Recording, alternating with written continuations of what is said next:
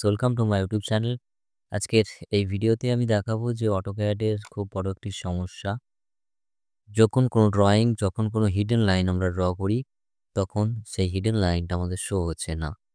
তো সেটা centre line হতে পারে, ডট লাইন হতে পারে, যেকোনো লাইন হতে পারে। আমি হিডেন লাইন দিয়ে বলছি, তোমরা যেকোনো লাইনের ক্ষেত্রে একই পদ্ধতি অ্যাপ্লাই করলে হবে। তো চলো ভিডিওটি শুরু করা যাক। তো আমার সামনে একটা ড্রয়িং আছে, দেখতে পাচ্ছ। এই ড্রয়িংটা কিন্তু সাধারণ অবস্থায় আমি বুঝতে পারছি না যে এটা কি লাইন আছে। যখন এটাকে সিলেক্ট করছি, দেখো এখানে বাই লেয়ারে আছে। কিন্তু এই রেক্ট্যাঙ্গেলের মধ্যে যে সার্কেলটা আছে সেটাকে সিলেক্ট করছি, দেখো এখানে হিডেন লাইন আছে। তো সার্কেলটা যেহেতু হিডেন লাইন আছে, কিন্তু আমরা দেখতে পাচ্ছি না। এটাকে জুম করলে বুঝতে পারবে যে এটা হিডেন লাইন আছে।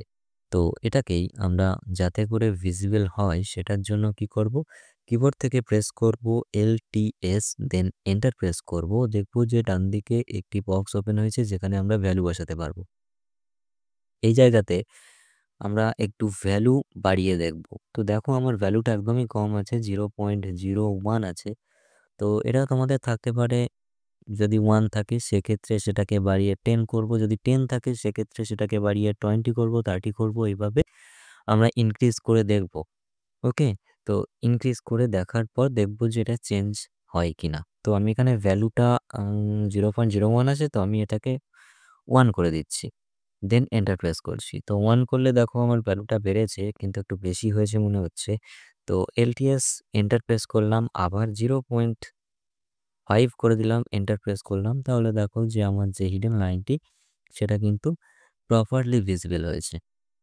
এইভাবেই তোমরা চেঞ্জ করতে পারো। যদি কোনো তোমাদের সমস্যা হয়, এইভাবে দেখছো যে হচ্ছে না, সেক্ষেত্রে আরও একটা অপশান আমাদের হাতে আছে। এই যে সার্কেলটা আছে এটাকে সিলেক্ট করব, রাইট ক্লিক করব, এখান থেকে প্রপার্টিসে যাব। প্রপার্টিসে যাওয়ার পর দেখবে যে এখানে লাইন টাইপ বলে একটা অপশান আছে। তো এই যে লাইন টাইপ অপশানটা দেখতে পাচ্ছ তোমরা, এই লাইন টাইপ অপশানের ভ্যালুটাকে আমাদের চেঞ্জ করতে হবে।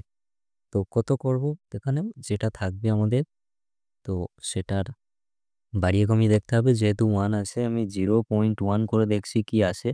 তো দেখো 0.1 করলে আমার একদম বোঝা যাচ্ছে না।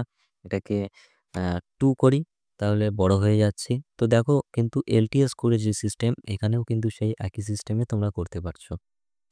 তো এইভাবে আমরা ভ্যালুটাকে চেঞ্জ করে দেখব, অবশ্যই আমাদের প্রবলেম সমাধান হয়ে যাবে।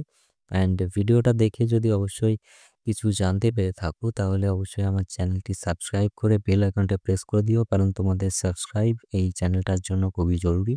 অ্যান্ড ভিডিওটা বন্ধুদের কাছে শেয়ার করে দিও, যাতে তারাও এই সমস্যা কিভাবে সমাধান করতে হয় জানতে পারে। ওকে, তো দেখা হচ্ছে নেক্সট ভিডিওতে।